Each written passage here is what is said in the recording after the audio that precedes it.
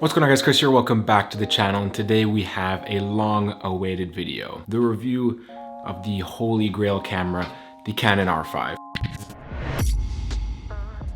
I've been shooting on the Canon R5 for about a couple months now, and I have used it extensively for photo, video, professional work, YouTube work, all sorts of photo and video projects, so this is my full review. Now, before the R5, I had the Canon R6, and I really loved that camera. That was by far one of the most revolutionary cameras that I think Canon made, even though they did come out at the same time as the R5. But I had the R6 first, and that was a phenomenal camera with really nothing wrong with it. But in this video, we're talking about the Canon R5, so let's just start right away with my favorite part of this camera, and that is the image quality. I'm not even gonna get into how good the 8K is because I haven't used it that much, but yes, when you shoot in 8K, you have way more pixels and it's way sharper, especially 8K RAW, you get even more dynamic range. It looks phenomenal. But I'm just gonna talk about 4K HQ as well as 4K at 120 frames per second.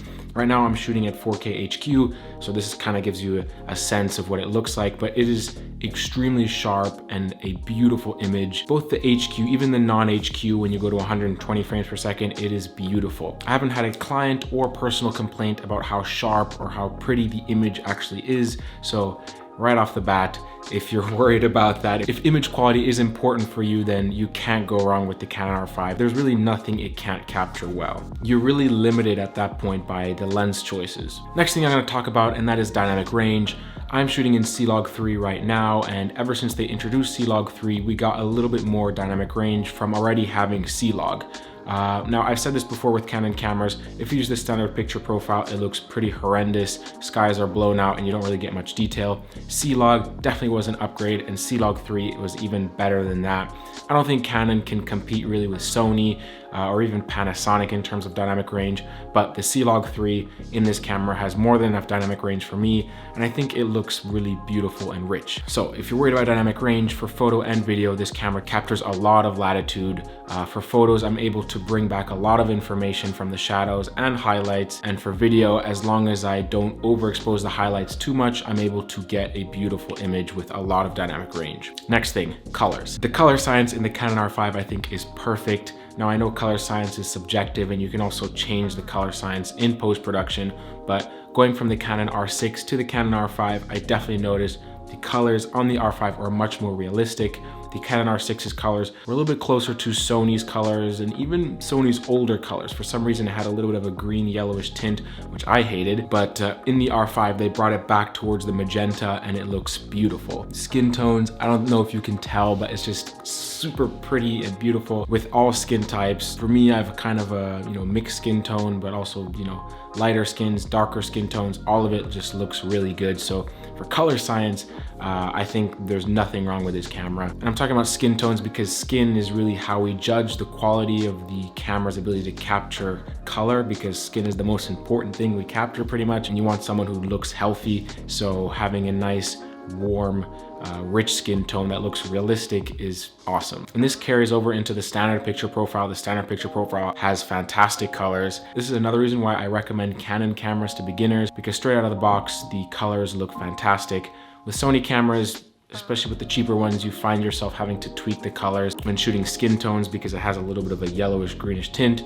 But back to the Canon R5, skin tones, the colors look stunning. It's beautiful. Next thing I'm going to talk about, not really much to say here, but the autofocus. Autofocus speeds are laser fast. I never have to worry about it. Definitely top in its class. There really isn't anything much faster. With the firmware 1.5, now we have car autofocus. Never really struggled to photograph cars before, but I guess if I'm in a situation where I need that would be helpful. Autofocus speeds are just super fast. Photo and video, there's nothing you will miss because of an autofocus issue. It's definitely one of the best in its class from any camera manufacturer, and autofocus is not going to be what holds you back. Next thing I want to talk about is build. Now, I don't want to, I need a prop. All right, so this is not actually my camera, but I'm just gonna use this as a prop when I talk about the build of the Canon R5. This is the Canon 60, kind of an older one, but it can definitely take some banger pictures. So in terms of the build of the camera, it feels amazing. You know, the R5, you can tell it has the magnesium body. It is definitely heavier and feels a bit more sturdy than the R6. Not by much, but you can definitely tell it's a more solid beast of a camera. All the buttons are tactile and crisp, and the shutter button, everything just feels really professional because the Canon R5 is a professional camera. The shutter count lifespan of the camera, I think, is 500,000 shots, where on the R6 it was 300,000 shots. Not a huge deal, also because a lot of this is shot electronically, but you know, the weather sealing, the build, everything just feels solid. There's nothing that's loose, nothing feels cheap on the camera. The display is nice and large and pretty. This is kind of an issue I had with the R6, is the screen size was a little bit smaller, as well as with like the Sony a7S III. I don't know why Sony screens seem to be so bad, but looking off to the side here, the Canon LCD screen is just beautiful. So I do appreciate the time and energy that Canon puts into their Canon bodies, because they definitely feel amazing. Almost, I think, as well, best in their class. Even going back to their older ones, I mean, holding this 6D definitely feels, it just feels like a tank. You know, this doesn't feel like it's gonna break. It feels like you can take it out in a storm and you don't have to worry about it like breaking or anything like that. Next thing we're talk about is battery life. Now, like pretty much almost any pro Canon camera, this takes the LPE6, and this actually comes with the LPE6NH, which has slightly more milliamp power, so it's supposed to last a little bit longer, and it's kind of more optimized for the Canon R5 and R6, mainly for like the higher shooting modes. But even using older LPE6 batteries, never really had an issue. So the battery life on this camera, for some reason, was better than that of the R6. I was able to get like 2-3 hours of shooting photo and video with this camera, whereas the R6 felt more like just solid 2 hours and the battery would be exhausted. So battery life is great. I carry about 3 or 4 extra batteries with me, so I'll never worry about running out of battery on a day's shoot, and actually into multiple days shoots. For some reason, the battery life in this camera, although it's using more power than the R6, using the same batteries, it just lasts longer. I don't understand why. And one of the last things that I really like about this camera, and then I'm gonna start talking about what I don't like as much, is the hybrid ability. The fact that I can get such amazing quality video and then as well get such amazing quality photos with it just seems unrealistic. And it doesn't even fall into the category of the jack of all trades, master of none, because it is a master in both categories. Now I'm gonna talk about some of the things I don't like, more specifically in the video department, but in terms of photography, the photography is exceptional. 45 megapixels gets you some beautiful images that you can definitely push and pull a lot in the coloring suite, more than any other camera I've used, more than the R6, the RP start to break before the R5. It's really hard to break the image from the R5. And then with the ability to print extremely large or punch in, or just, you know, shoot a horizontal landscape picture, and then being able to choose vertical shots within that landscape frame to then post on social media or whatever. It just gives you so much versatility. The autofocus, the colors, dynamic range, everything for photo is just fantastic. And then in video, you have extremely high quality 4K, 4K 60, 4K 120 frames per second, which I love to use for B-roll. It's just so beautiful. Autofocus speeds, colors, everything just seems perfect for both worlds. And the fact that this is all within one body just makes this not really compared to any other camera. Yes, the Sony a7S III is considered to be a better video shooter, especially in low light and all that, because it has fewer megapixels, but it can't compete with the R5 in terms of photos. And then there are cameras that, you know, can compete with the R5 from a photo standpoint, barely beating it, but really just competing with it.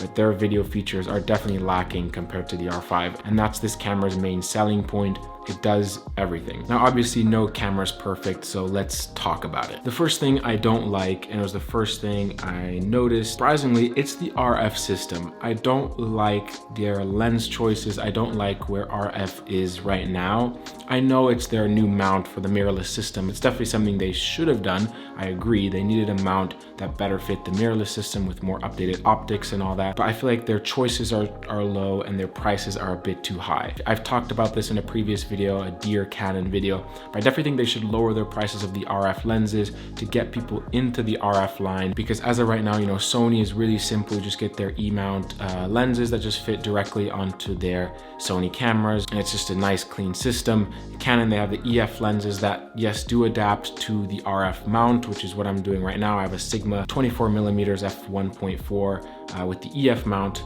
adapted to my R5. I have an RF 16mm and an RF 85mm, but I just feel like their system is a bit too expensive. I want to get the 15 to 35 at some point. I want to get the 100mm macro. They're in a weird state where we don't know as photographers and videographers whether we want to purchase the EF version and adapt it or go directly to RF and spend a considerable more amount of money. So I think Canon really needs to think about this and work on their whole system, but that's my first gripe.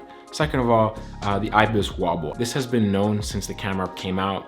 When you're shooting with really wide lenses, it has wobbling in the corner because the IBIS is very strong. And unfortunately, when you turn it off, you get no stabilization at all. So if you're using stabilized lenses and you turn off the IBIS, both the lens IS and the built-in IBIS of the camera will shut off, so you can't just use lens stabilization. And you know, the wobble, I've kind of gotten used to it, but it still creeps up on a lot of shoots where I don't want it to, and I don't like that. That said, for photography, it's fantastic. Or if you're using lenses with a bit more reach, like even this 24mm, that's why I love this setup. The R5 with the Sigma 24mm just gets amazing shots because the IBIS works just enough where it's very stable handheld and you don't get much IBIS wobble. As well with the 85, you know, anything past 24mm, you don't really see the wobble as much, but when I'm vlogging with my RF 16mm, you definitely see it in the corners and it looks kind of bad. But that's pretty much it. No overheating issues with me. I have not overheated this camera. Same story when I had the R6. A lot of people were complaining about it, but I just don't shoot that kind of content, so it didn't really bother me at all. So hopefully this video was helpful for you. If it was, then definitely drop a like down below. Consider subbing to the channel as that helps me out. And I'll see you guys in the next video. Peace.